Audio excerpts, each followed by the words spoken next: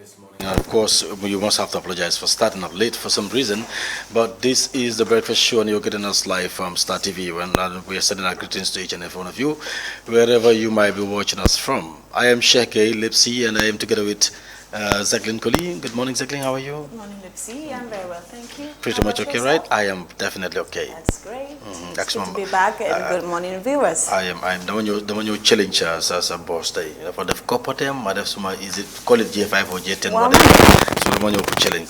I wish I had my bucket hat on too as well. Like It would have seriously? been a clash of the word.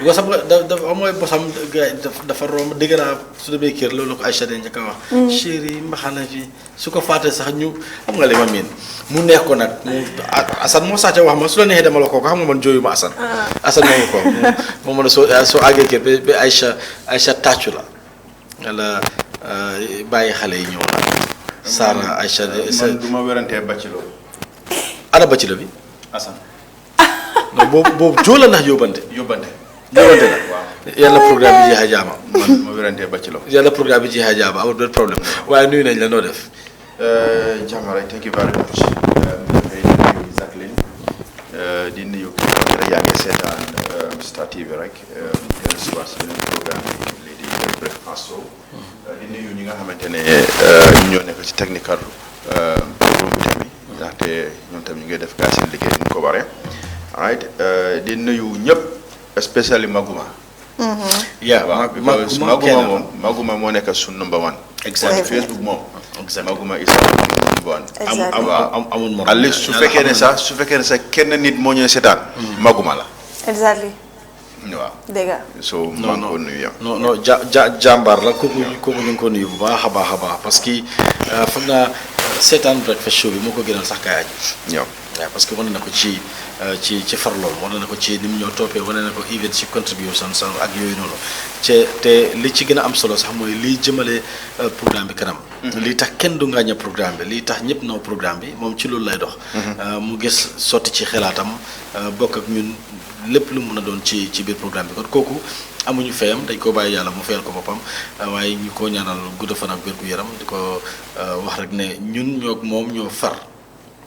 sotti ceeg def ci la kenn mënu ñu xaajale ndax benn lañ waaye mbokk ñu jaaree fa rek nuyu leen bu baax di leen dalal ci biir kër gi am ci mbégte loolu nag del soot ak yéen ci programme bi la ñu dëppee muy The Breakfast Show ñu ànd seeg suñu jigéen ju baax ju ñaawul jile muy Jacqueline Colly ak Sara Camara di seexa waxtaan wi bokk ko ak yéen ci noonu ñu baaxoo di ko defee su ko defee li nga xam ne moo aju ci programme bi dinañ leen ko indil ndax bokk na ci muy doxantu ci marché bi seet li fa ne su ko defee ñu wax leen lan mooy njëg li tey jile si suba si waaye it bokk na ci ñu seet li nga xam ne moo na ci kayti xibaar yi ndax soxal na askan wi lool pour ñu yeewoo suba xam lan a xew ci biir réew mi lan la nit ñi wax ak lan la nit ñi di wàcc ci biir réew mi surtout ci jamono ji nga xam ne ñu ngi toll ci waajal local government elections yi nga xam ne fépp foo dem ci réew mi mooy waxtaan ndax mooy li nekk ci làmmiñ yi ñëpp di ko waxtaanee kenn ku ñu nekk ngemb sa mbër di yaakaar ne dina daan keroog bés ba incha allahu rabbi ñuy ñaan yàlla defal ñu si jàmm ñu tal ko fekkee ko te tal ko incha allahu rabbi lépp loo xam ne mooy luy rafetal yàlla sottal ko ci bés boobule fii ci réew mi la yàlla def jàmm mu naat lool ci réewi Gambie ba ñi nekk ci bitim réew naw ñu incha allahu rabbi fa la ñoo jaaree nag ñu dem break bu ñu del suwaatee ñu seet li nga xam ne moo ne ci marché bi su ko defee ñu baaxee leen ko ànd ak yéen ci programme bi la muy The Breakfast Show. We're coming back shortly after the break.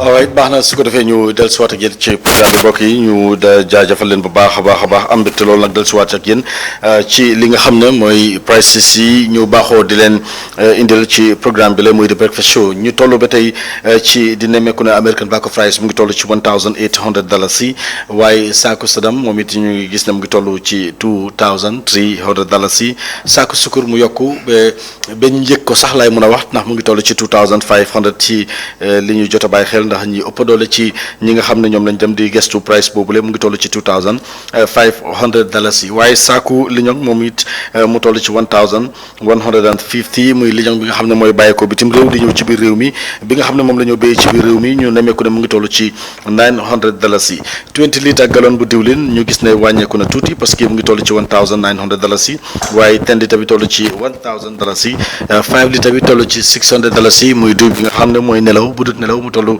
ci $700 20 litre gallon bu diwlin ba tey mu toll ci $2,500 saako fariñ ci $2,250 saako pompiteer bi nga xam ne mu ngi bàyyi ko bitim réew mu toll ci $1,000 muy $1,000 bi nga xam ne moom la ñu béy ci réew mi moom mu ngi toll ci $900 waaye tomate marita moom la ñu ne mekku ne mu ngi toll ci $975 benn pot bi toll ci $180 am ñu ko jaay $175 éléphant bi toll ci $950 moom it mu toll ci $170 muy benn pot bi waaye saako dugub ñu gis ne dafa yokk lool mu toll ci $3,700 mboq toll ci $3,500 ci li ñu jot a bàyyi xel waaye meat and bone moom ñu gis ne mu ngi toll ci $300 waaye nemmeeku nañ ne am nañu ko jaay $350 surtout ci time korité bi nga xam ne moom la ñu weesu lool ndax dañ yokk njëg li waaye béef muy ndawali kese te raxul benn yàq toll woon na ci $400 ba nemmeeku nañ sax am nañu ko doon jaay ci $450 waaye jamono ji ñu toll ñu ngi gis ne mu ngi toll ci $400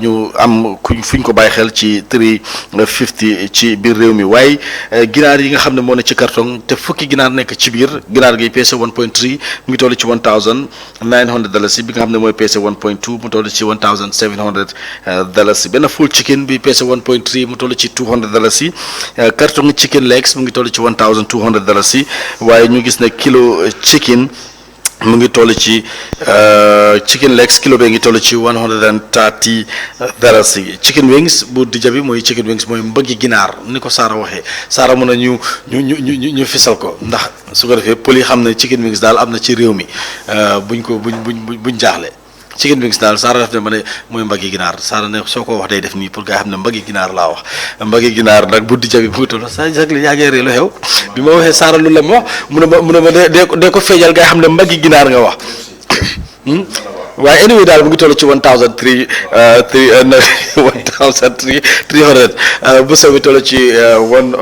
$1,130 xam nga this reminds me there was this Nigerian movie that I watched bu yàgga waa ji Saara noonu la ko defee because dafa am ki ko tampang muy tappale laaluñ ko sax moto bi daf ko romba rek mu daanu ba pare waa ji ñëw jël ko parce que mu ngi am problème yi xaalis jël yóbbu ko lopitaan bi mu àggee ci lopitaan mu dem docteur waxtaan ak docteur bi ne ko bul woore kii laalu ma sax dara jotuma dama bëgg ñu def deal wax ko ne su ñëwee dama need opération suma spinal cord bi dafa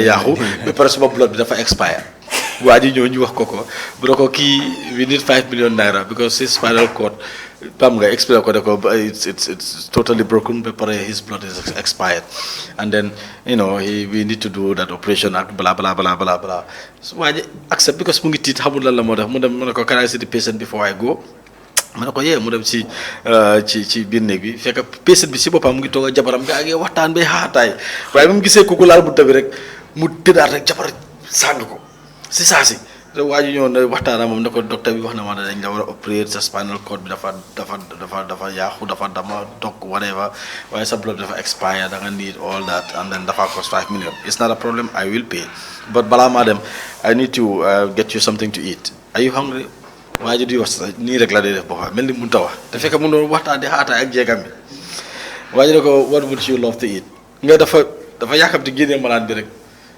nekkoon nii ba pare nii dafa def nii rek reen He said pounded one and chicken, pounded yam and chicken. Tam ko def di ba para mu def di rek reer sa ko pounded yam and chicken. So Sara tabu na suma wax chicken li mo jar na def ni su ko def poli xamne chicken lañ wax. Niñ mel ni chicken mel ci ñom motax exactly. Are you a fan of pounded yam? Dang ko de chop? Well, I do eat it. With chicken? Yeah, but you know, Emeka, the fufu that they How make comes is everyone not, knows Emeka? It's not Or is it different Emeka? It's the same Emeka at West around the Bakau garage. I used to go there eat egusi and raw. Emeka have a lot of restaurants. Yeah. Yeah. No matter where you go to, it's just Emeka. Emeka. The food tastes Emeka. Emeka.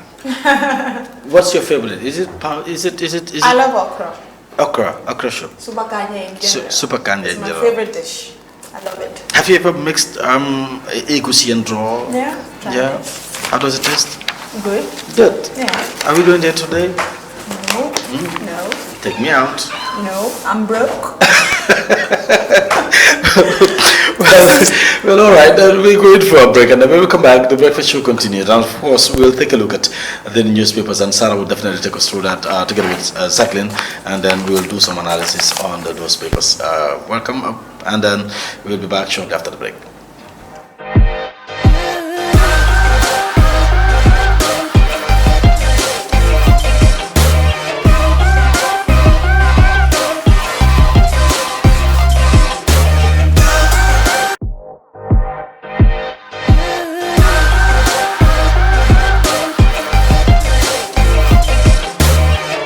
Welcome back.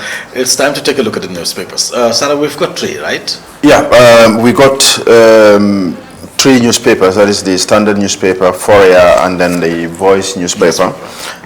Looking at the Standard newspaper, the front page, and the main headline for Standard is NPP's FI vows to stop GPS expansion into private properties in Banjul. We also see another story where Vale Suit comes to court today, and woman reported to police for toxic tribal remarks, while Minister Jammeh says government committed to press freedom, and Gambia makes significant progress in press freedom ranking, and Pura demand explanation from King FM radio station. On the back page of the Standard newspaper, we've seen CAF explains how Scan Aid School can use its $15 million prize money. Same goes for New Yundom's $4 million. On the front page of the Fourier newspaper, we've seen Fourier. The main headline is Fonyi resident sought in Casamas. Pura commences 3 days bilateral meeting on cross-border frequency coordination. NHRC implores on government to ensure PWDs enjoys quality education. 32 candidates tendered nomination credential for 2023 mayoral chairperson elections. Gambia makes significant progress in press freedom ranking, the Point co-publisher says.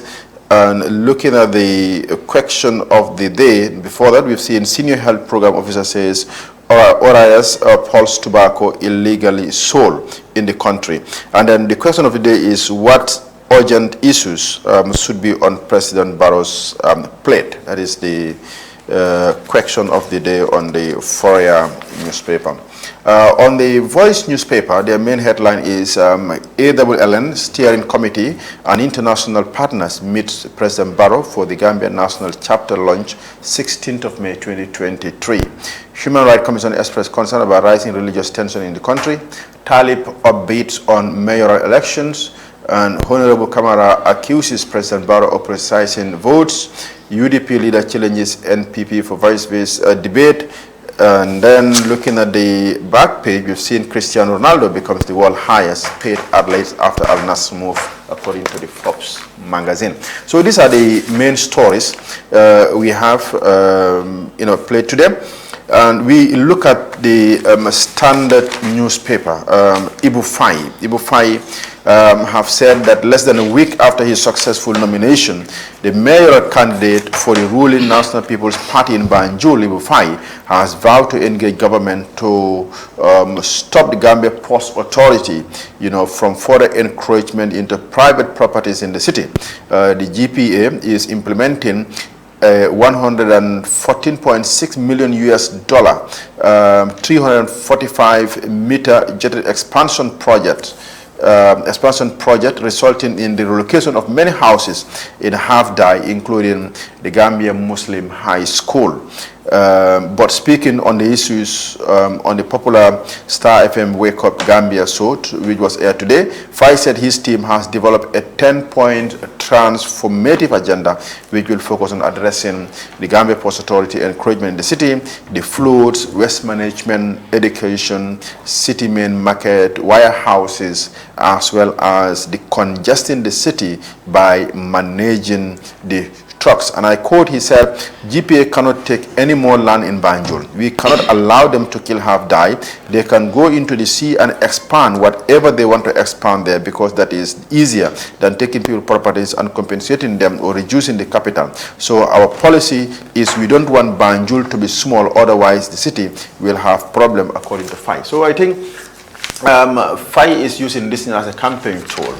Will he be successful? You're talking about 114.6 million US dollar project, all right, covering 345 meters, all right, and he said he don't want Half-Die to die just like that, all right. What he want is ports can expand using the sea, all right, but to stop expanding their project, onto private properties, because we've seen the famous Muslim High School has relocated. We all know Muslims, to be in Banjul, but now they are no more in Banjul, and there are a lot of houses, private houses, who have already relocated, away from Banjul. So I think Fai using this as a campaign tool. I think he also talking about warehouses, because now if you look at Banjul, half of Banjul is warehouses. Full of warehouses. Full of warehouses. At the end of the day, what will happen is Banjul would be a very small capital city. Yeah, it will not be a rehabilitation center. Exactly. Where people, residential area. Maybe even time will come. They might even move the capital away from Banjul. This is what I make it as a seaport city. The thing is, when you talk about that, and some people will not see that idea coming. Some people will think, no, come on, or whatever. But it's about time you start to think about relocating the capital elsewhere, because Banjul is tiny, it's small. The Ibu Fai,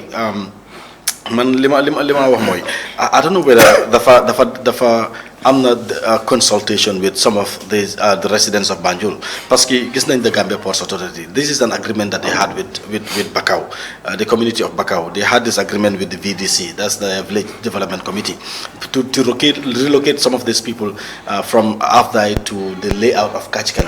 Understand? And if you talk about Muslim High School as well, because some the Banjul Muslim elders and the governors of Muslim High School are going on, they had an agreement with these people. Whether Ibu Fai, consulted these people, balamo bolelich agenda or whatever, I don't know. But Hamnani, some people might want to go. Yes, still, even though Ibu Fai do good lol or whatever, I'm sure there are people there who would want to move away from Banjul, because space being tuti. But there are some people who don't want to move. That is why exactly. People are not happy about how is taking most of the space. That is why I said the city has been turned into a warehouse where trucks are packing just everywhere around the city. Exactly. We all know how Banjulians are addicted to Banjul. They are proud of Banjul. They don't want to lose Banjul. They're very, very proud. If they have 5 by 10 in Banjul, Ngajolen 20 by 20 in Kombosare will not come. these people are proud Banjulians. It's history. It's history. Yeah, history for them. Most of the time, they live there most of their lives there. Most of the That's time, why they know. most of the time, you will see a family compound. Kirchhoff lañ ko de ooye. So man suma amee damaa génn dinaa dem Kombo ma jënd feneen keneen jënd, but that compound remains.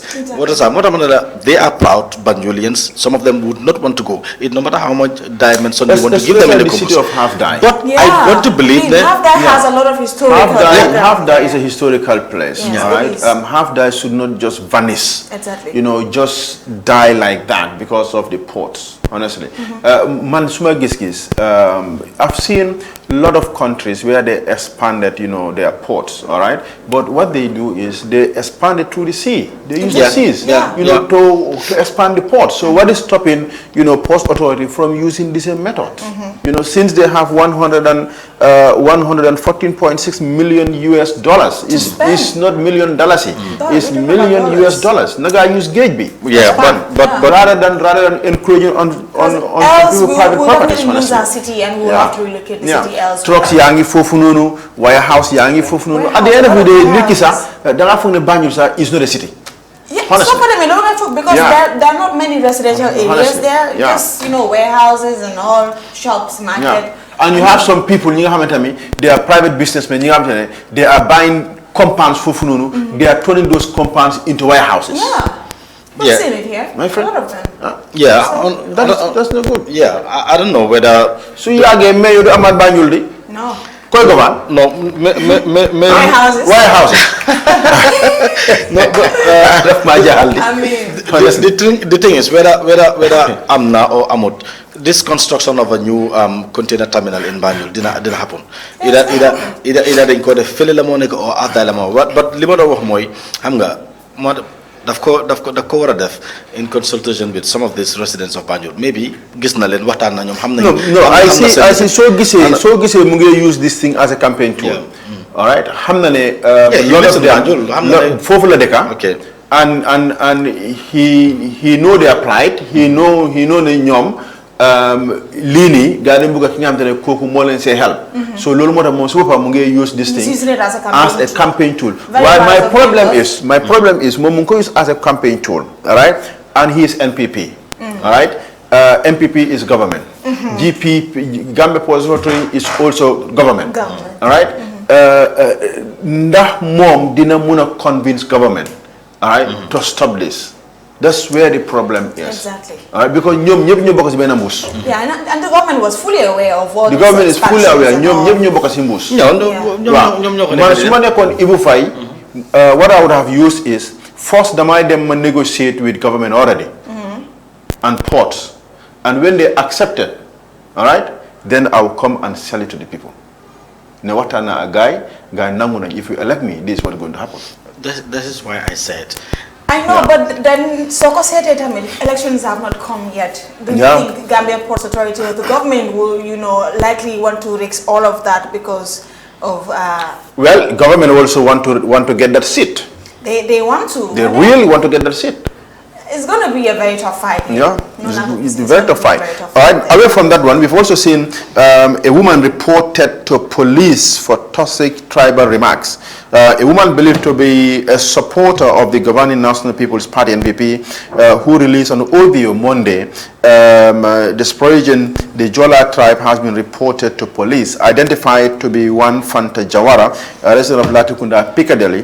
The woman was reportedly held at the Bundung police station. In the audio, which has since gone viral, Ms. Jawara could be heard warning against election of a Jola in KMC, among other things. Supporters of the opposition United Democratic Party believe she disguised herself as one of them in order to turn Jolas against the party and so they vote for an NPP candidate in KM. When we arrived at her residence, we found the place plastered with pictures of NPP candidates. It was very clear that she is an NPP supporter on a misinformation campaign, said Sirifo Sonko, a prominent UDP supporter. Another UDP politician and lawmaker for Latrikunda Sabeji Yaya Menteng Sanyang, who reported the matter to the police, told the Standard he did so to help put an end to the barrage of political moonslinging that has become common in Gambian politics. I reported her, and I quote, to the police because tribal politics, the politics of insult, misinformation, have tainted Gambian politics for a very long time. It's high time that we put an end to the toxic political divide and come together and fight tribalism.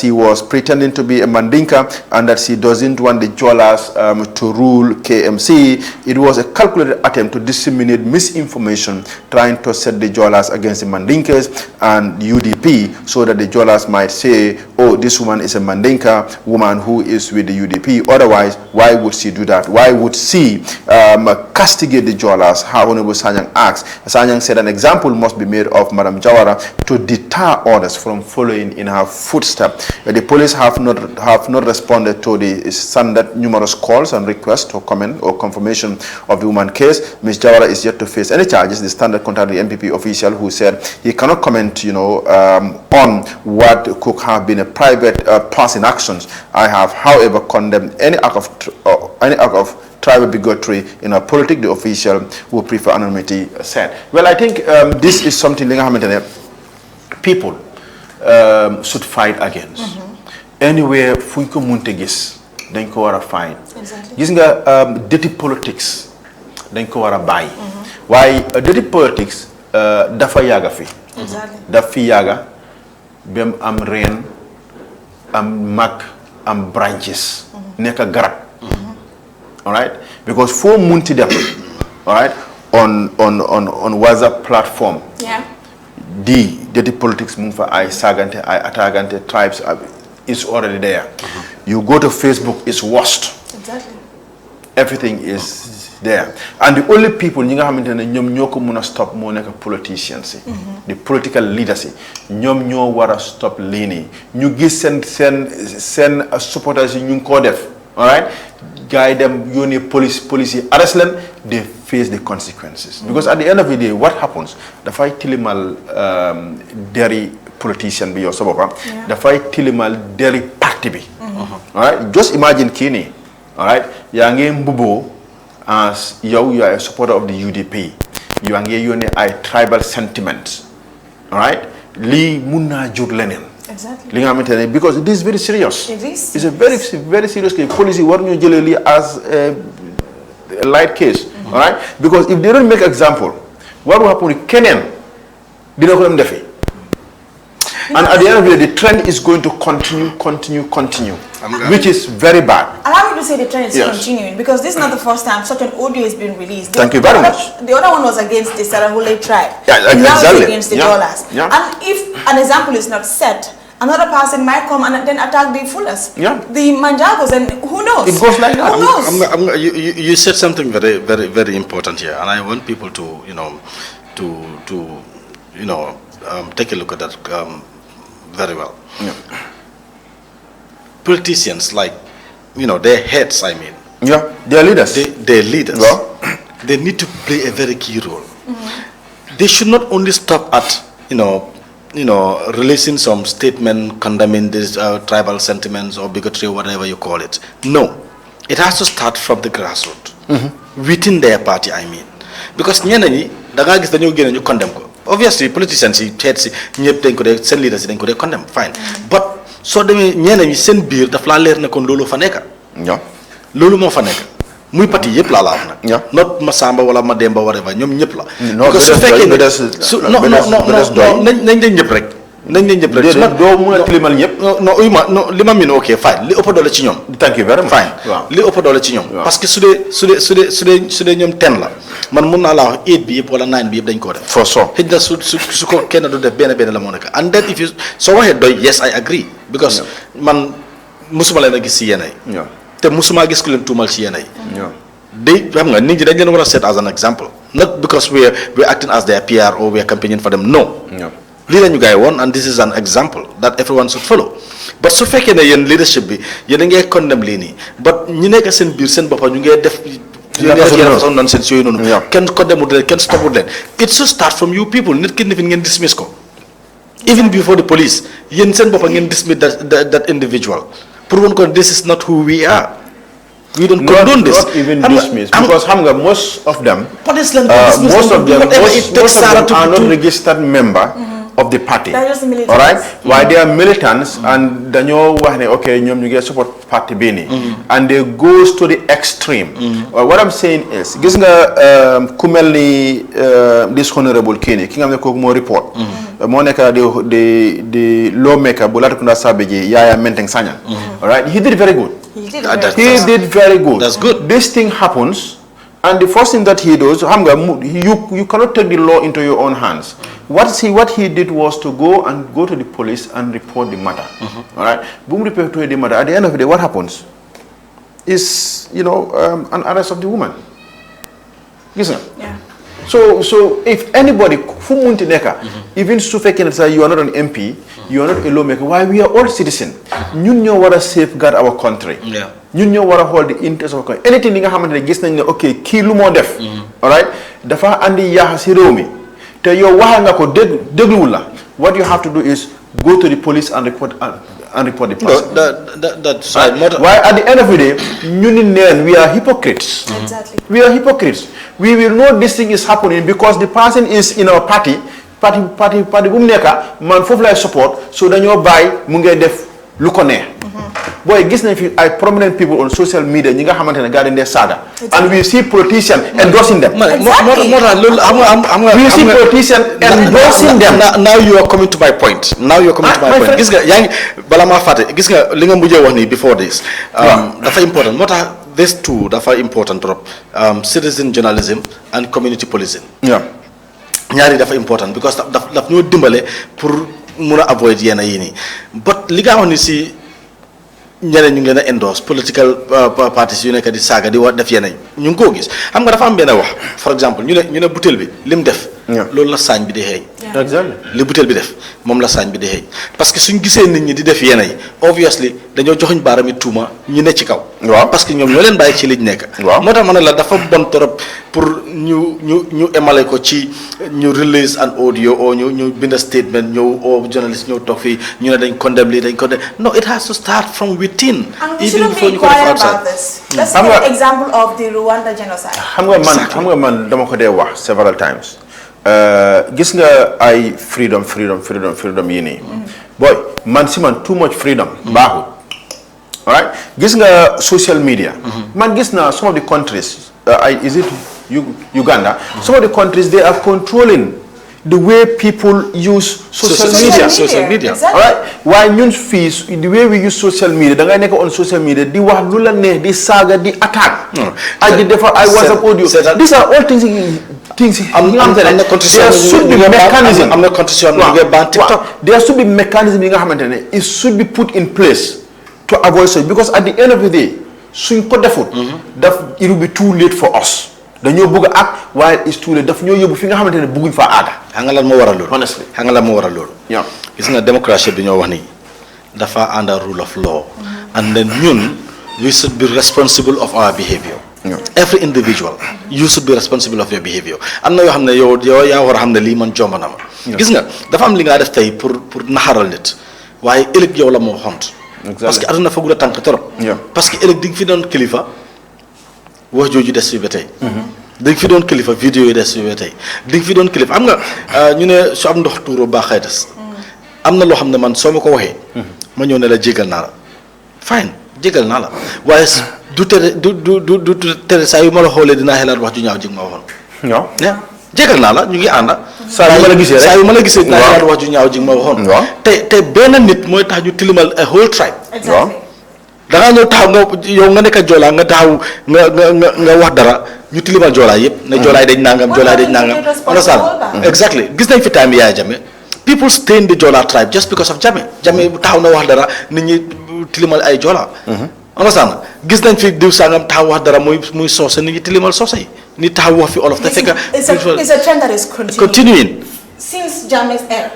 22 years nit taxaw na fi saaga fi soose yi wax lu nekk which is wrong nit taxaw fi saaga fi olof lu nekk joolaa lu nekk saroxle lu nekk how can you do that you cannot do that gis nga. an example needs to be set on this woman so that such will not happen. man moo tax dama ko dee all the time man dama am yan man dama issue yóbboo court jooy bi sentence ko ñu yóbbu presse media yëpp cover ko yóbbu ko mile 2 ñu tëj ko foofu noonu keneen dafa wax ne ah su ma defee lii man tam fii laay mujjee exactly waaye suñ toogee right now ñu def affaire baading yaa all right maslaha what will happen keneen moo koy defaat exactly keneen moo we have to be serious enough as a nation we have to su fekkee ne loolu amul one day or the other we will live to regret these things because su fekkoon ne wax mooy tax mu change nit ñi change foo naa nit ñi war nañoo change by now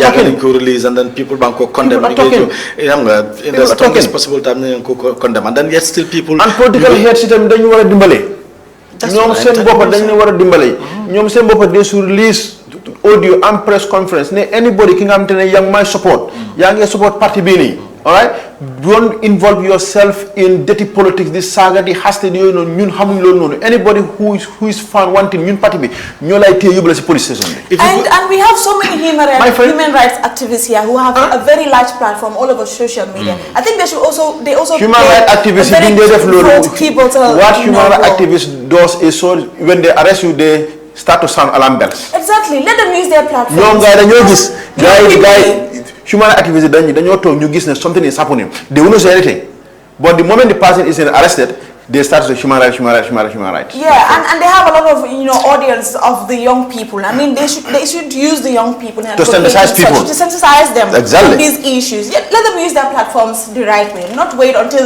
something happens and then you start making noise on social media and all that's not what an activist should always do you should always be on your foot you prevent force to prevent force exactly. all of these things from happening. Yeah. I think we should move on to another story. We've also seen Gambia make significant progress in press freedom ranking. Papsen, co-founder of the Point newspaper and RFS correspondent in the Gambia, has said the country has made significant progress in world press freedom ranking this year. The Gambia is ranked 5th in Africa and 46th in the world, among 180 member countries of RFS Reporters Sans Frontiers or Reporters Without Borders. Mr. Sen, a doyen of Gambian media, highlighted. Sen, who delivered a succinct statement at a function organized on 3rd May by the Gambia Press Union to mark World Press Freedom Day, said this year marks the 30th anniversary of the occasion. Well, it's very good. If we are ranked on 5th in Africa and then 46 in the world, Jammeh days, where were we ranked? I don't even want to remember. If you want to remember, but it's a significant growth, to be ranked 5th in Africa and 45 in the world. I think we are making significant growth when it comes to freedom of the press, but still, we are lagging behind. We need to double up. More improvement. Yeah, more improvement needs to be done. More improvement needs to be done. Not just the government that needs to allow the press to be free, but also the public. Everyone is involved. The political parties everywhere. Exactly. Wow, everywhere. The police, the political parties. Bunde talk rek ñu ngi joxoñ baram nguur gi allowing press freedom but sometimes even political parties, some political parties, they don't allow press freedom. All right, because you are a journalist, yow yaa ngi def sa liggéey, all right, just because of aninga news bi nga xamantene favor would party A, then supporters yi nga xam ne ñu ngi nekk party A wala even ñoom ñi nga ne ñu ngi nekk on party A, then they term that journalist as somebody ki nga xam ne daf leen hate, somebody ki nga xam ne daf leen like. Sometimes they even harass them, they even intimidate them, because gis nañ fi some few ñi nga xamante ne ay political parties ñu leen harass. We've seen that. Exactly. Yeah. So the fight for press freedom, it's everybody. We are ranked 5th. Yeah. Is it 5th? Yeah, 5th, yes. Yeah, because Mangegis let's be in Namibia on 22nd, South Africa 25th. For Nigerian points like Kitvat 35, Seychelles 34, Gambia 46, which is number. Yes, in the world. In the world, we are ranked 46. We are ranked 46 in the world, and then in Ivory Coast, we are ranked 54th in the world, and then Burkina Faso 58, Nigeria 61, Ghana 62. Sadekabi Ghana. Sadekabi. Exactly. Sadekabi Ghana. Mauritius at 63. Gambia, we did well. No, we did really well. Considering well. Senegal, 46 Senegal, Senegal we are ahead of Ghana because 104. Senegal 104 in the world. In Africa, I'm not surprised. But we are saying that Senegal is more free. No. How many journalists have been arrested and put in But you see, the prosecution of Pap Alenya and Pap Njai. So there are many. That's what I'm saying. Yeah. There's many. So Lola. Yeah. Pap Alenya Pap Njai Kini. Is it Pap Njai? Unless ñun mom, let's say NPP government, Bilal government we mom, mashallah jambar lañ. Wow, yeah. Why we've seen a story yesterday, which is on the front page of the Standard newspaper, where Pura demand explanation from King FM radio station. That is barely a week after President Adam Barrow and his National People Party stalwart criticized the work of certain unnamed radio station. National Regulatory Pura has threatened punitive action against private radio King FM for violation of its licensing term. King FM radio, considered critical of government, received a letter from Pura, the National Regulatory, asking them to give reason as to why punitive action should not be taken against them on or before 9th May 2023. Pura said it was concerned that certain content broadcast over King FM were not in keeping with its licensing condition, but failed to explain the nature of the content. King FM, King Pura said it is concerned that Pura further warned the authority wishes to strongly remind King FM management that it is mandatory for all radio broadcasting licensing to come forth to their licensing condition and present all news in a factual, accurate, impartial, and non-partisan manner. Present current affairs in a balanced, clear, factual, accurate, and impartial manner. Note that non-conformance to this licensing condition attract punitive action against offending entities, whoever this may be. In this vein, you are hereby asked by the authority to give reason as to why punitive action should not be taken against you on or before 9 May 2023. Failure to respond by the stipulated date will lead to concrete action against you without any further communication. In his reaction, that is King FM radio news anchor, that is and producer Ibrahim Ajara, denies any wrongdoing and said they are being targeted for their independent reporting. Mr. Jara accused the regulatory of acting on a political directive after the council election. Militants of the ruling MPP have been calling for the closure of the radio station and another radio in Brikama for being responsible for their abysmal performance in the election, and they were effectively blaming Pura and the Minister of Information for not doing their job. What baffled us and all concerned citizens is that how can Pura write to us as an institution without citing the content of the program that they are relying on to take punitive action against us? We've also seen that is the president of the Gambia Press Union, Mohammed Esba, told the Standard that Pura letter is not only considered threat but also ambiguous, since it does not specify what violation were being committed by King FM. He said we have a media council of the Gambia which deals with the content and ethics. So anytime Pura has an issue, it should address it through the council instead of threatening, media houses. This does not look good, especially on the day that journalists are marking Press Freedom Day. Especially exactly, that's on my that point. Day. Because when I read this letter,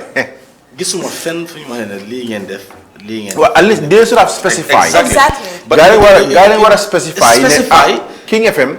Ling and Def. Wow. And then they should also have what we call recorded programs. Exactly. Of that. Of that to prove the. And look at what Def Samoine. Man, they should not. What you been there? Although radio we don't request for lancing, they went through Pura. All right, but we all know right now. Established a media council of the Gambia. Yeah. The media council is more responsible of regulating, the radio stations. Yeah. And well.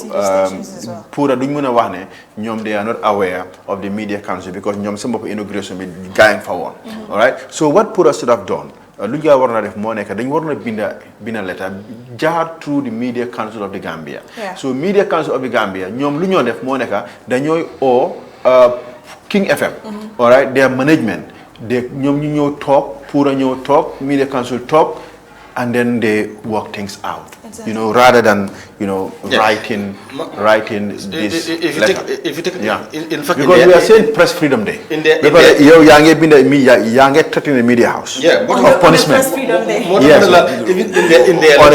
On the Press Freedom Day. So society A and B. Society A and B. Because going by what Mr. Jara said, then obviously you deny. Nobody deny any wrongdoing. Exactly. Yeah. So meaning they've been doing exactly. They provide facts. So King FM they're denying any wrongdoing, and I know King FM is going to reply to them. They would. All right. So it's the responsibility of Pura right now to provide facts. Okay, kon Pura fuga sukondeku lila. Why you so can provide a lot of facts at the end of the day, people are then this is politically motivated, especially in times of elections. But this is very clear, Sarah. Right? But I know the GPU and the Media Council are going to take this thing up because the GISNA MS they're engaging Pura right now. All right. This is very clear. To avoid any further escalation of this matter. This is very clear. Yeah.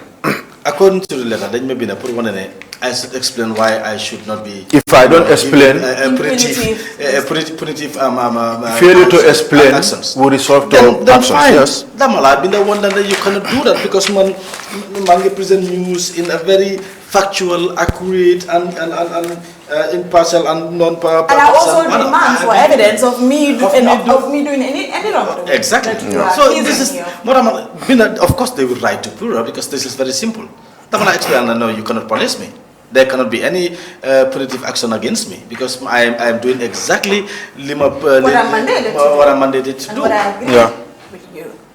So exactly. We move on.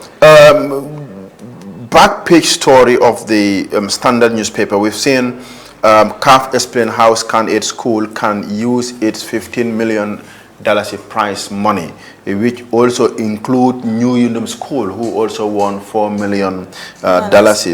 You remember Jacqueline on social media? Right? There was a lot of misinformation, regarding this thing. We don't know whether it was factual or not. But we know the information was on social media as to what is happening with the money that these schools won. Yeah. So they said the Confederation of African Football CAF has issued guidelines to winners of recently held Maiden African School Football Championship, which ended in Durban, South Africa earlier this month. The tournament started with 6 zones of Africa staging their own event, which produced qualifiers to the Continental Cup in South Africa last month. 2 Gambian schools, Scan 8 of Boatfoot and New Yundum, took part in both boys and girls categories. Scan 8 won the girls category of the WAFU Zone A Championship, winning $100,000 and qualified to the Africa Cup, where the school took 3rd place, winning another $150,000, making a total of $250,000. Yeah, that's what the school won. So New Yundum School, meanwhile, finished at the zonal level, taking 2nd in the boys category and winning $75,000. So the championship was conceived and funded by the Family Foundation of the CAF President Musepi, who wants CAF to take up annually. The continental body this week issued guidelines as to how the prize money would be spent by the beneficiary schools, in the case of the Gambia, Scan 8 and New Yundum. According to the guideline, the prize money should be used towards the promotion and development of schools project defined by the school and approved by CAF. It also instructs that the project must be a direct or indirect impact on students at the school or the surrounding community. All right, a project submitted by a school must relate to the following field in order to be eligible: football infrastructure, that is pitches, including lighting system, changing room, technologies, IT system, IT equipment, IT internal networks. All right, transport, school bus and minibus, school infrastructure, construction of bathroom, dining rooms, kitchen, electricity, water installation, classrooms, library, laboratories, solar energy systems. Equipment and material for the school like classroom furniture, library equipment. Basic sports equipment like complete kits for boys and girls, a school's team, balls, training equipment including goals, mini goals, bips, cones, and etc. for schools. Hard skill and soft skill education training for students, that is IT, languages, administration, management, social responsibility, management of facilities, safeguarding, etc. And any other field as may be admitted and approved by CAF from time to time, the CAF guideline indicated. So, Hamga Bimo, it clearly specifies, all right, where this money should go into. Now, if you look at the role of CAF, according to the guideline, CAF shall be active and available to assist school in the selection of project and shall respond to any written communication from a school or a member association, that is GFF, about prize money in a timely manner. CAF shall facilitate the exchange of appropriate communication and assist the school and its member association to accelerate their project. CAF said the beneficiary school must follow the procedure established in the guideline to benefit from the prize money, adding that the beneficiary school will receive a project request form from CAF Secretariat, which must be filled, signed, and returned to within 14 days of receipt. CAF will review the project request form within 14 days of receipt and reserve the right to request any additional document along with the statement of approval, and shall examine the information and relevant documents submitted by the school in accordance with the criteria and requirements established in their guideline. Depending on the project, if the deemed necessary, CAF may visit the school and the location where the project will be carried out, and if CAF deems that the information and relevant documents submitted by the school satisfy the criteria established by the guideline, it will inform the school in writing of its acceptance of the project, to be followed by a statement of approval which must be duly signed by CAF, member association as GFF, and the director of school concerned. I think this is very transparent. It's very, very clear. All right, this is very, very clear. Why tell me, lumay wax moy ne, this is for the school. Project na school be deal directly with CAF. Exactly. Because man mom oiluma GFS projects right now. No, honestly. Because we've seen a lot of projects here.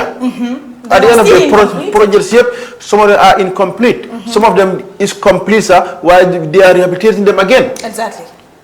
Banjul, for example. Yeah. Send gas artificial toffee. Bahut. Right? So what I'm saying is, Nagai work directly with the school. School be a management, and I know the school have a board. They have. All right, but let the school also, when it comes to paperwork, let them also work with the GFF. All right, because if they don't work with the GFF, Gadumuna am approval. So they have to work with the GFF. But let's CAF deal directly with the school. And CAF ñom seen boppa war nañu ñew xol project bi diko gestu gis ne work mu ngi dem on time. If the work is slow, is not going on time, let them stop it. Exactly. Nga xamne there is corruption somewhere. Yeah. Ba pare ñi nga xamantene ñoo nekk di school heads, ñi nga xamne ñom ñoy handle li ni, ñom tamit dañ wara mandu. Dañ wara mandu de, because li man suma nekkon CAF sa xaliss dama ko jël joko xalé yi. No, honestly. Yeah. Because xalé yi, they deserve it. They deserve it. They went and they played, they used their energy. Exactly. While at the end of the day, it's going on a project. The school is going to benefit, and everybody within the locality is also going to benefit. Right? Yeah. While no worrying co misuse. It shouldn't be. It should not be misused. How many football mom, especially in Africa, misuse more than abori. Exactly. Wow. And if they're going to, invest, but what did the GFF say about this? Did they well, in reaction, commenting on the CAF guideline, a senior official of the Gambia Football Federation said it is clear from it that the role of GFF is very limited in the implementation of the project. We are proud that as a national association, we invested in the participation of 2 teams from the zonal level to continental level, our GFF source says. So I just hope their role is very limited. Why money be dal boom job GFF? Definitely not. No, honestly. If they're going to do any project, I'm suggesting they also, find ways to construct a pitch. Because these teams definitely need to be, number one, they have to be empowered. They need to be empowered. Grassroots level, Exactly. For them to you know, be very, very optimistic School about a this pitch, sport. Man, sumane ko scan 8. Sumane ko scan 8. I know scan 8 one am a big playground, football field. All right. Nine make sure unless guy build nanko. There's a project, you know, for that. So you am for artificial turf, sir. Naga am artificial turf. You know, muna guy am, you know, ben a stage thing am the fala ninyi the talk. You know. That would be nice. Pavilions, that would be nice. Changing rooms. For women football or no, for the school. Because it's a male and female team. And even the locality, you know, the restaurant can even use the facility. You can even come and use the facility. So the B is one way of, you know, promoting grassroots football. Exactly. So that is not just looking at the school, but it's looking at the whole community, the surrounding community around the school. Just imagine, man, small dom sune kon scan it right now. Dama ko do bem de. Dama ko wane nakala player football. Wow. Size 15 million yeta. Wow, my friend, it's money. The good thing is, like, to be honest, the good thing is because when Mangi Hela those days, GD don't play football. Exactly. Buga Gora Lenchidual, Hale Goria Hanningen, dañoo def lii dañoo def nangam nekkuloo sax even ñun góor ñi sax those days ba maa ngi fàttaliku ñun suñu time primary 6 all right bu ñu waxee ne common entrance because ñun that time common entrance lañ tombé all right bu ñu waxee ne common entrance mu ngay dem parents yi ku fi fail dañ la doon nga bëgg no because honestly they promote the education above football or sports. Honestly, what I'm saying is, you don't dare your parents find you outside playing football. Yeah, well, you are not going to read your books. But so if you take a look at women, ever since it's difficult because some living around in Dipakuna going to backward all the time the likes of company 10 you play understand you bari seen doom yi su ñu leen gisee ñu dem di play football loolu la dañ bu ko góor lañ leen a ooyee wala góor yi yaaxaan nañ leen dañoo dem nangam dañoo def léeg-léeg understand mooy jigéen góor dañoo góorgóorlu te ay jigéen lañ all sort of names lañ leen daan ooyee but that is no more affaire mu ngi change yaa ngi gis ne non lii passion la rek they've got passion for the game and then they can play the game and then liñ ci xelaat yëpp loolu mënu ci am xoolal xale yi they made us all proud dama nga seeti seen yaay seen papa yi du ñàkk sax am na si koo xam ne nii dóoroon nañ ko ci am na koo xam ne ni yaayam ñëwoon nañu wax ko ne ko sa doom bi ngay bàyyi muy def nangam tey understand xale bi li ñu ciy jublu woon rek mooy dafa amoon passion for the game daf ko love dafa am pour play ko. And this competition really opened doors for a lot of young Gambians, especially that Mohamed Sane, that young referee. He was a referee at the women's national final, and he did so well. I mean, the future is really bright for I see the future is bright for Scanet and New Yundum. You know why I said? Because ñoom right now benefiting from this thing. xam naa ne dinañ dem uti ay coaches. yi nga xamante ne dina handle their sports department. nga xam ne next tournament they will also fight to go back. Exactly. Yeah. It was interesting. It was entertaining. They really had fun. They got the chance to travel outside the country. Exactly. Most of them for the first time. So yeah, well, let me take just one story from Froya and one story from the Voice newspaper. Fonyi residents shot in Casamas. All right. Again, you know, Jere Sanyang, a 20-year-old resident of Jibangari village in Kampang of Fonyi Kansala, is currently receiving medical treatment at the Edward Francis Small Teaching Hospital in Banjul after suffering a bullet wound on his left waist along the rib. Sanyang was allegedly said to have been shot by Senegalese military forces in Casamas around 10 a.m.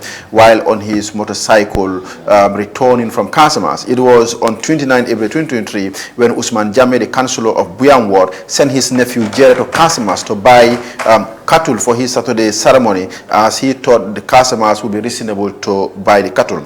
Jere was surprisingly knocked down by a bullet while on his way home. He struggled with his motorcycle and ran to a nearby village. He was shot in the waist along the rib. However, we thank Jere colleagues for coming to his rescue. Jame explained Jere, who was bleeding previously, according to the uncle, was rushed to BM Hospital, where he was immediately referred to Ndeman Clinic in Bakau. However, he said after Jere stayed for hours, he was later referred to Edward Francis Hospital, where the surgery was performed on him to ensure damage of his body is repaired. Thank God, he said, my nephew is alive. The blood was removed and I've seen it too, Jame said. In addition, Jame urged Game government to immediately halt talks with Senegal's counterpart to put a stop to the ongoing shooting and killing of innocent, armless resident of Fonyi.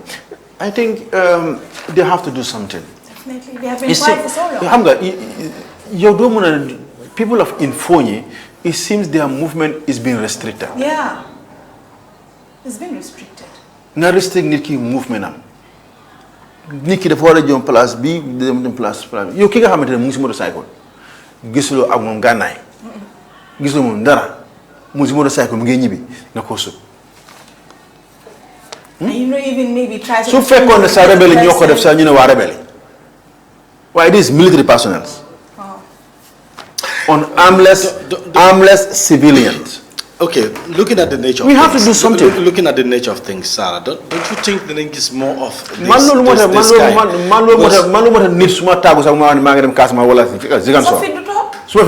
Boy, toga. Exactly. Now,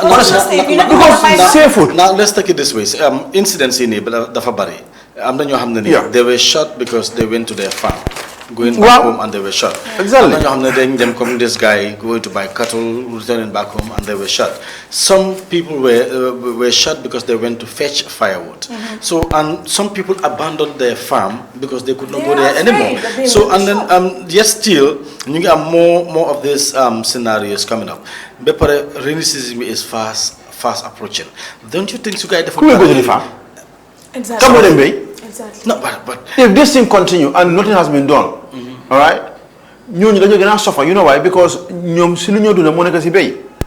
so they can no longer go to their farm. How would they survive? How would they pay the school fees of their children? Because last season, that's what happened last season when people abandoned their farms. This is the time that they usually go to clear and let's wait and watch. If you hear stories of people saying they cannot go because they are afraid they will be shot or something, you definitely hear stories relating to this. I mean, the government too has been quiet for so long. And things like this needs to stop because rebels cannot be identified. Because you will not know, but that doesn't give them the authority to shoot at anyone who's dressed in native. I mean, interrogate the person. Why are you here? Where are you from? What have you come to do here? They should have fired a warning shot. Exactly. Mutahaw. Kay te ko interrogate ko fo joge li ak li ñu bay ko mu dem. If at all he was suspicious, you should go. They should have apprehended him, but he was left to come back to the Gambian sources where he received medical attention. I mean, this is very, very sad. It's very sad. It's unacceptable as well. I think the Gambian government and the foreign and this is happening to Gambians. Exactly, only Gambians. It's Gambian. These are residents of Phoenix are Gambians.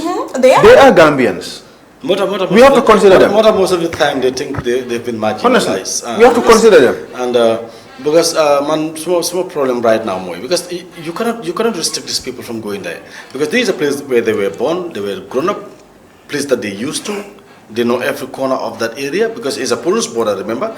So to restrict these people, obviously, it's a waste of time because they're not going to stop. They can stop going there, but not to stop going the other way around. At the other side of the village. Because for them, getting outside the Gambia.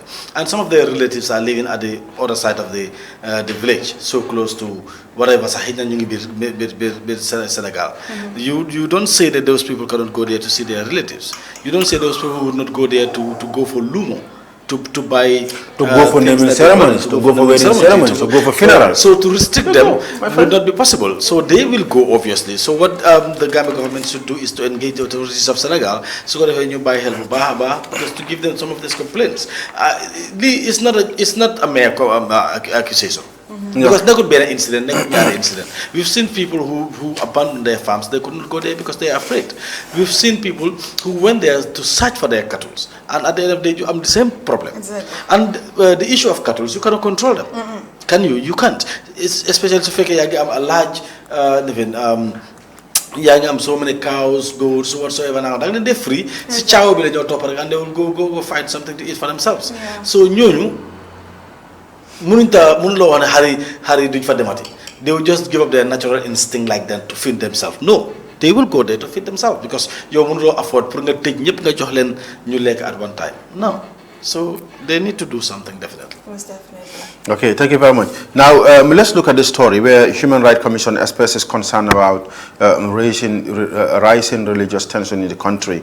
The Gambia Human Rights Commission has expressed extreme concern about the rising religious, tension and intolerance within the country that have been making headline news over the past few weeks. A statement made available on Wednesday referred to the tense religious exchange on social media, threats against individual, interest faith division and attacks on 2 churches in Talinding and Bakau are stark reminders that we can no longer take our religious tolerance for granted. We wish to remind everyone that the Gambia is a country of many faiths, and as such, religious diversity and tolerance should be a key feature, of our public and social life. Each faith has played and continue to play a profound role in the development of a country and our collective identity and values. People of all faiths should live in peaceful coexistence and avoid, inciting hatred between different religious and religious sects. It is therefore important that our diversity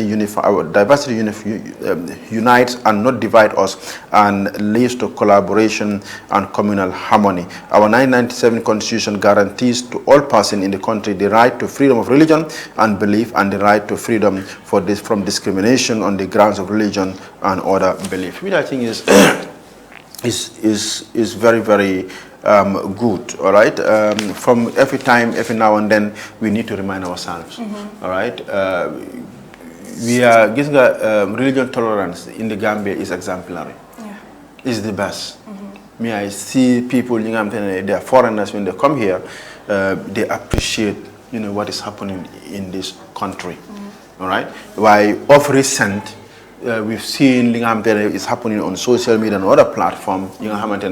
Well, it's nothing that is called for. Yeah. All right. When Muslims have faced, they celebrated, with their Christian counterparts, with the other religions. All right. Christians, when they have Good Fridays, and then Easter, they're celebrating with the Muslims. So why the intolerance? As long as we respect each other's religion, I think we'll be able to live in peace.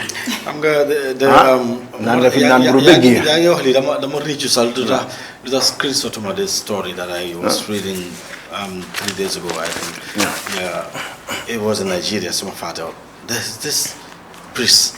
So they couldn't solal or something.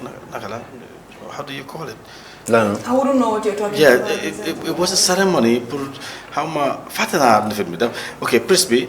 They couldn't. Is it? They couldn't. No great fall. Ordination. This is what I wanted to say. That's then he became a priest. That's it. Exactly. Thank you. We couldn't ordain the ordination. That's what I wanted to say. Thank you. You see, John. You're when he was ordained, can you imagine? His father was there, and his father is a Muslim cleric. Okay. That's beautiful. You see, in the tolerance, the father is a cleric, an Islamic cleric, well educated, but don't want to be priest. That day, Lincoln ordained. That was the ordained ceremony of his son, and they were both standing. That was wow. I mean, even in the Gambia, it has been happening. During the Easter holidays, we have this priest that came from Senegal that did our mass in our church. Among the family, it was only him and his mother that were Christians within the family. His father and his brothers, everyone was Muslim, but they were living so happily together as one family. He was the first one that joined Christianity, then his mother followed. And then they accepted everything, and they're living in tolerance. Look at last week, Saturday, we witnessed the 2 ordination of 2 new priests. That is Reverend Louis. I think I've seen that in your status. Exactly. The First Lady was there. We have CDC was there, Amakite was there. They were all Muslims that came to show solidarity with us and and celebrate that priestly ordination in Brikama. I mean, that's what we are known for. Yeah, as long as we respect each other's religion, we'll continue to. We've seen the then CDS during Jammeh days, those last days, going to churches. Yeah, exactly. Yeah, so we have to live in a tolerance and heli. So we have to. Because I'm good, boy. Yeah. Whether people understand it or not, but it's a secular republic, man. Yeah. Definitely. Yeah, so we should live as one. Respect that more Jarion, and then we all live in peace. Yeah, definitely.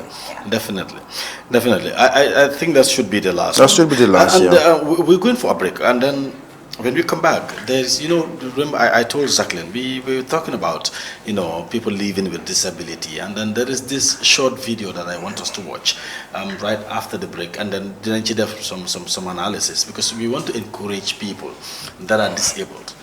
People fogne because their limbs are off, they don't have limbs, or people that think they don't have they cannot do certain things. No, you can't do it. It only requires some training, some skills to be able to do all that. And then once you have the belief that you can do it. So that is why we want to show you this woman, without limbs, and she does everything for herself. Can you imagine that? So, and I'm sure some of these people might be watching this program and they can learn from this video. But we will play that video when we come back. So we're going for a short break, and then when we come back, the breakfast show continues. Stay tuned.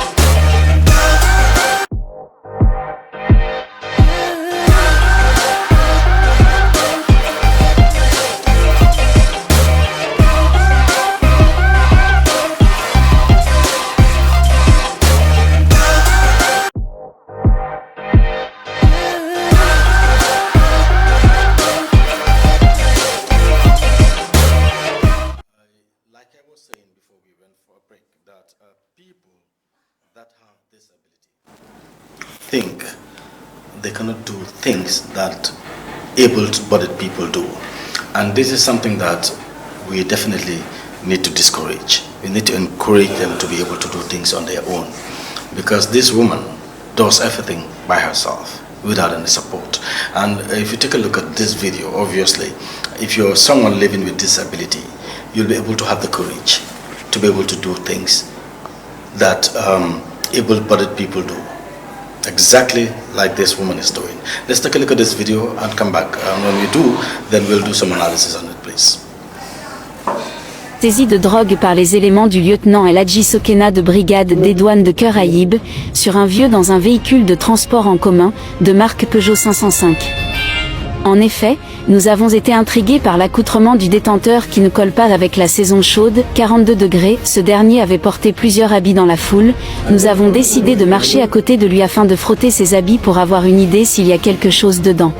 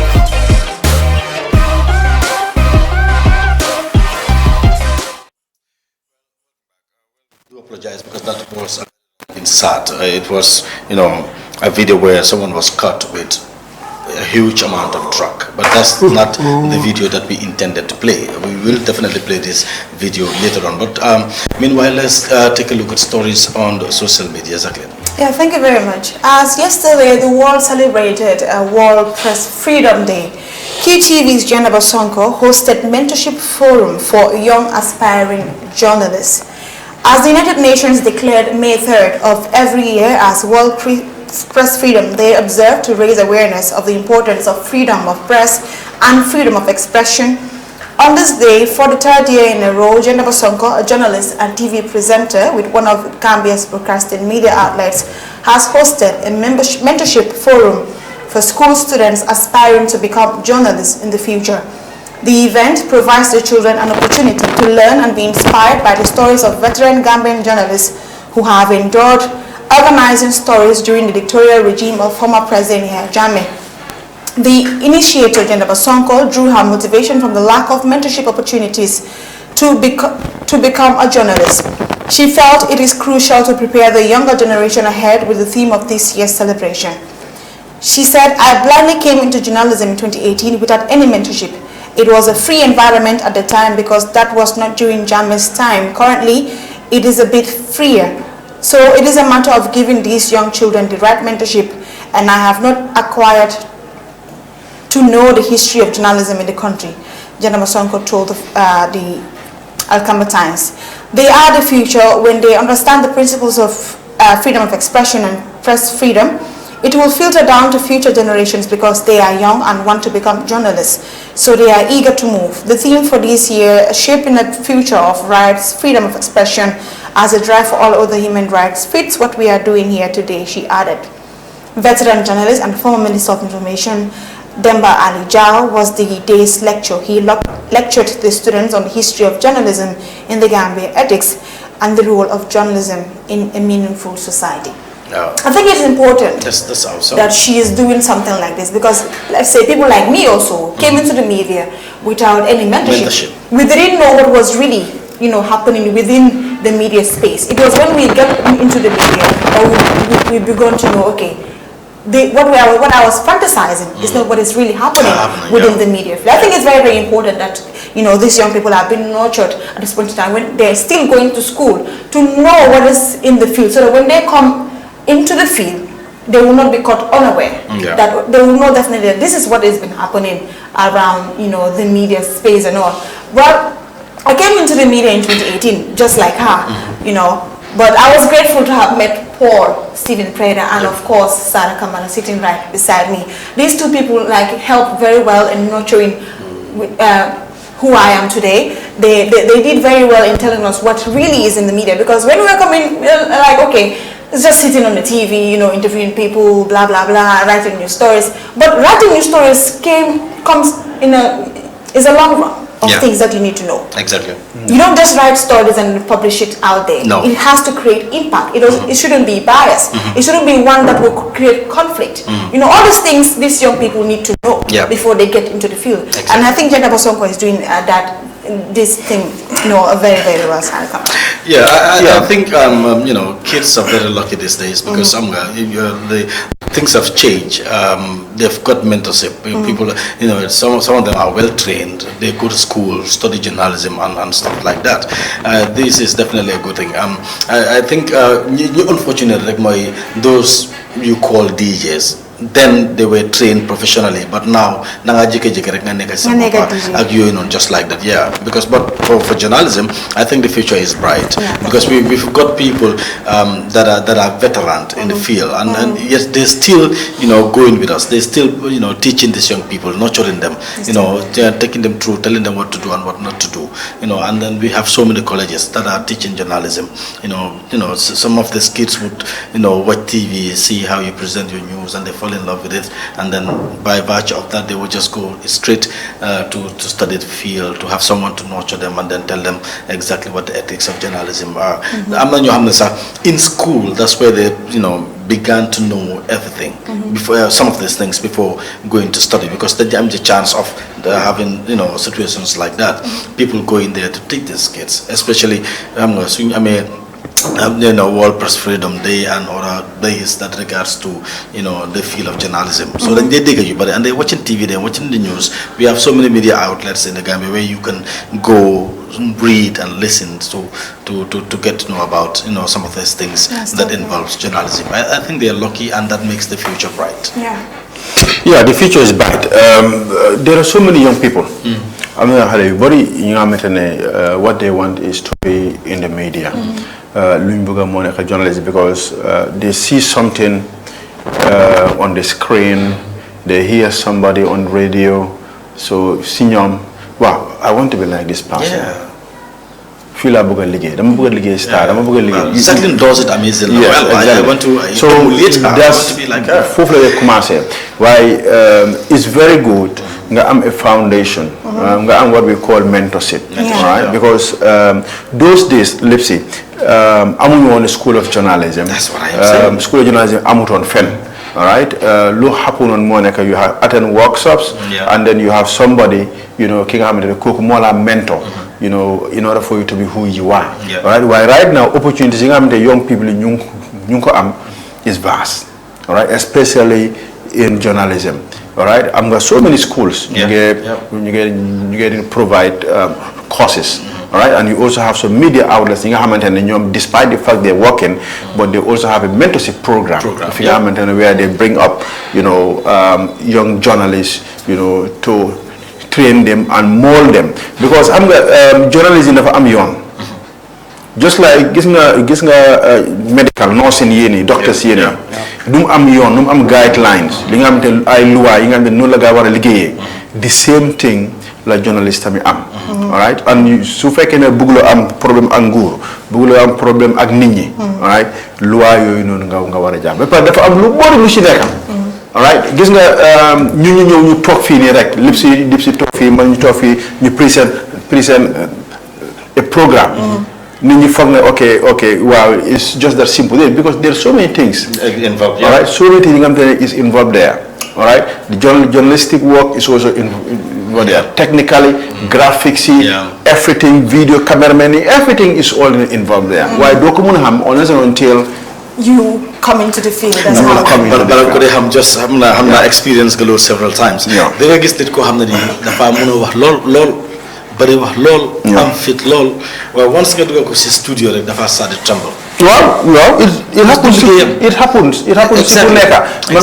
When I went to Sud FM, in the 1990s, all right, Sud FM, what happened was 1 week, wow. And I was a student of Muslim high school. 1 week, why? Because that was the first time I was presented with the mic. I was asking myself, what am I going to say? So you see, all those things start to run. Different from mine, because I can remember first day. Because I was DJing even before going to radio. I was doing some rap stuff, singing.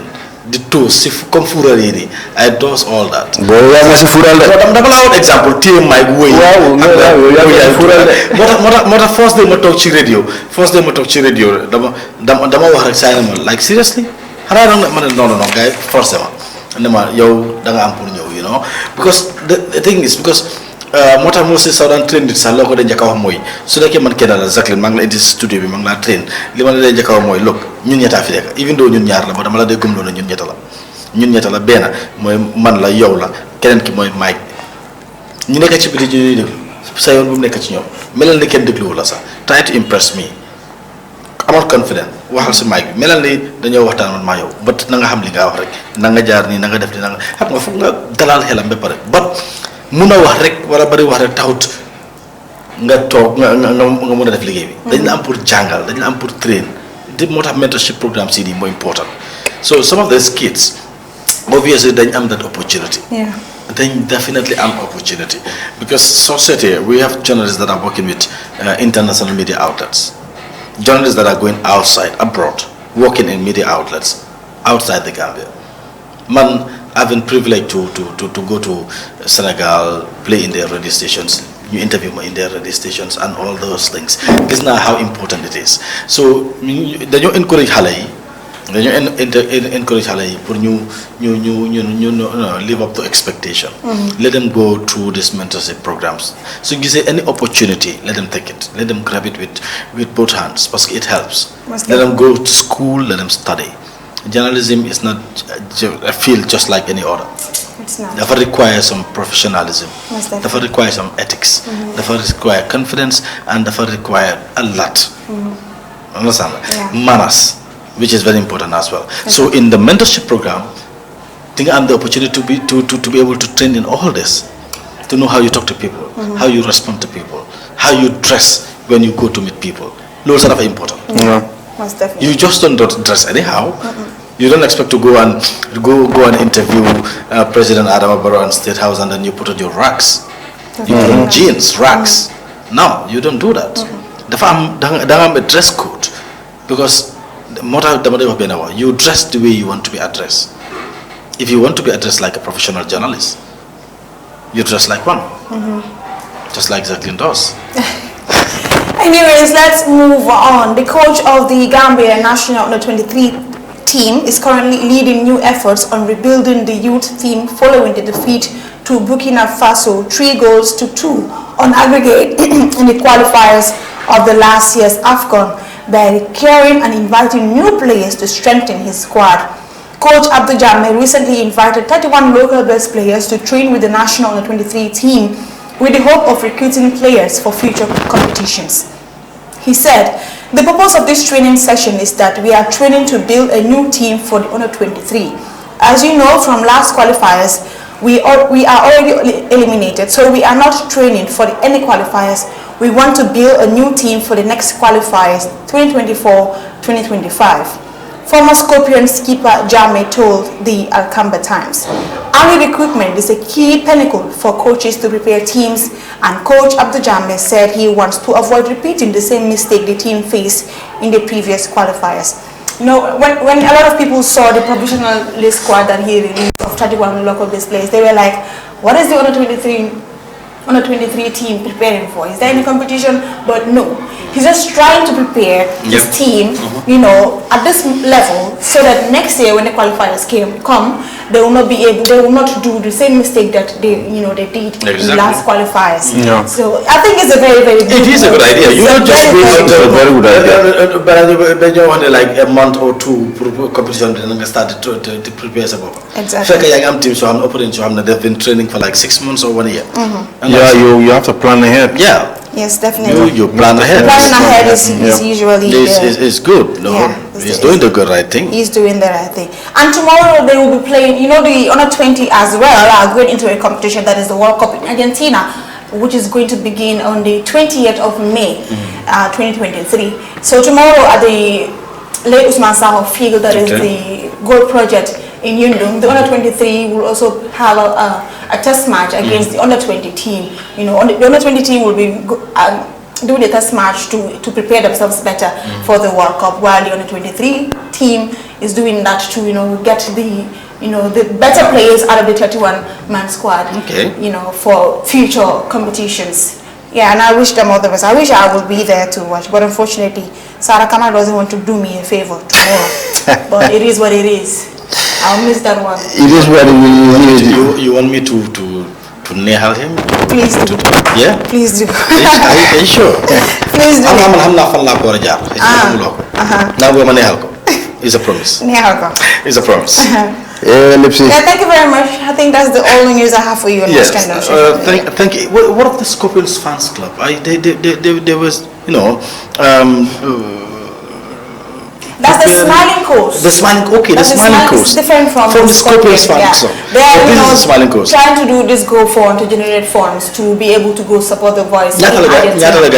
I don't know exactly the figure. I'm not very good with figures. But we go disclose. Yeah, they disclose how much they already had, and they are looking forward. Is it close to what? Is it close to what they're expecting?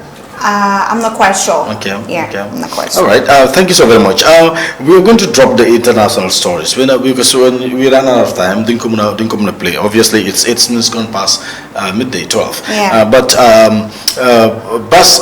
we must have to watch this video and then we give it a little bit of analysis. Palanyo Tagato. International national stories. You want to skip yes because of the time constraint. But if we can have this video pass and then after video just some analysis because it's educative. Especially like I said, people with disability. We want them to know disability does not mean inability. And even if you're with disability, you can do exactly what able-bodied people do. Yeah. So you need to be courageous. You need to have confidence in yourself, and you need to be who you are. Let's just watch this and then come back.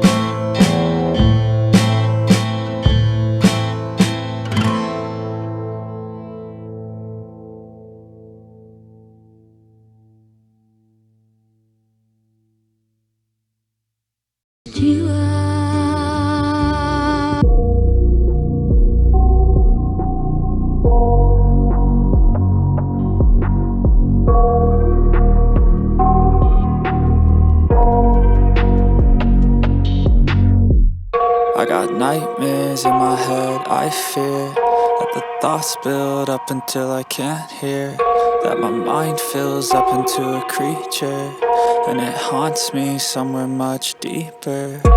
Anxiety, filling up every space, no privacy. And silently, it could build and build until you finally see, whoa, it's taking over, damn no closure, moving closer. No exposure, I just wanna be a loner.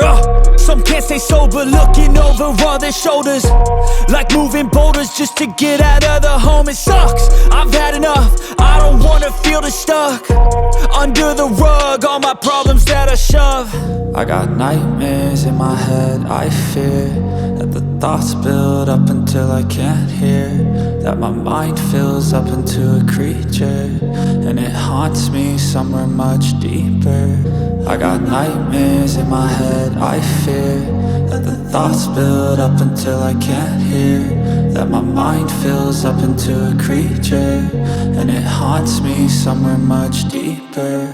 I've been feeling weird, I can't seem to focus good enough, nothing's really clear, sometimes it could be a little tough. I just need to feel like the end's in sight for me, but let's be really real, anxiety can foggy all this stuff. I've been feeling weird, I can't seem to focus good enough, nothing's really clear, sometimes it could be a little tough. I just need to feel like the end's in sight for me, but let's be really real, anxiety can foggy all this stuff. It sucks when you finally feel like giving up. Oh God, no luck, everything feels like you're sticky stuck. I'm lost, handcuffed to the bed where I sleep, don't give a fuck. Can't stop, unplug, feeling overwhelmed, I think I've had enough. Gotta find a way to get some energy, gotta find someone who's a good friend of me. I need purpose to make it all worth it, I'm still searching and I'm still learning. I want a life that's filled with memories, not a life with regret and frenemies. I need focus to keep me from hopeless psychosis if I keep moping.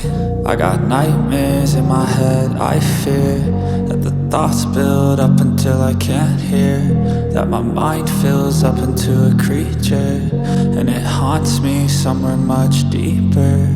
I got nightmares in my head, I fear that the thoughts build up until I can't hear, that my mind fills up into a creature, and it haunts me somewhere much deeper. I've been feeling weird, I can't seem to focus good enough, nothing's really clear, sometimes it could be a little tough.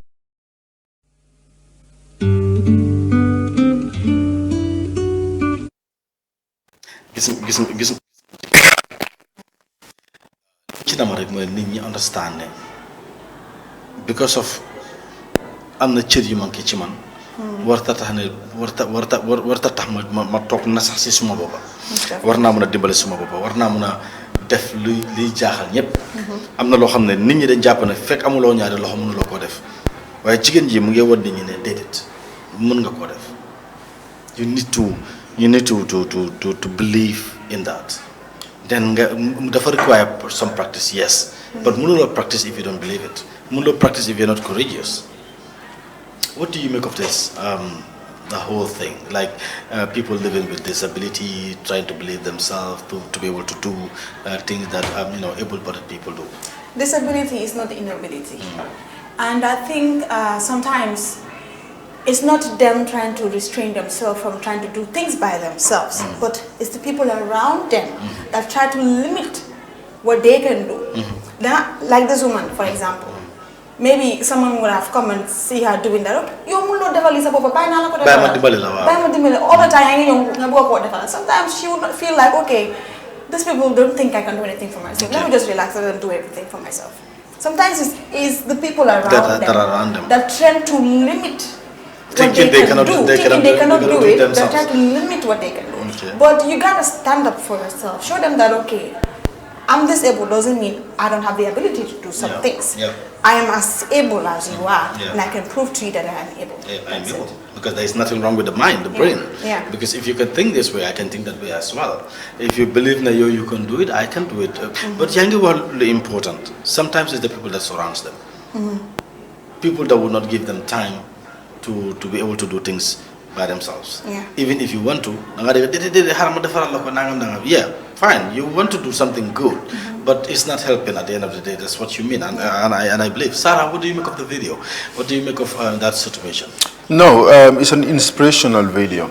I like it very much. Right? I think it inspired others, to follow suit, all right, to know that, at least, God have gifted them with something, exactly. all right. They should not just, relax and say, wow, the world is finished. Yeah. No, nothing is finished. Yeah. Yeah, it's another starting point for you. Exactly. Yeah, which I think anyone who watch it would really, benefit a lot from it. Definitely. Yeah. Thank you so very much. Yeah. And because said that, like, people know, I'm not the marathon long distance. Understand? And they amputated. So they know and they would go ahead and then do that marathon. Ñola da hadaw sa som ñoo xamne suñ taxawon ak ñi nga xamne dara jotu len ñoo raw len ñoo len da hadaw téméré yoon. Yeah, because Lila, thank you so very much. Jacqueline, do you want to say something before you go? Thank you very much, okay? viewers, for joining us today. And hopefully we'll be back tomorrow. Okay. And you still want me to beg Sarah for you? Yeah, please do. Okay, I will. In return, what do I benefit from it? Prayers. Okay. I'll pray for you. I'll be expecting that. Yeah. So, Sarah. I only hope you come with a lot of money. Sarah, would you like to say something before we go? I only hope you come with a lot of money. I would just like to thank everybody, for watching Star TV. Just say we'll be back. That's going to be tomorrow, inshallah. Okay. Yeah. All right. Thank you so very much. That does it for this edition of the Breakfast Show. Until tomorrow. Bye-bye.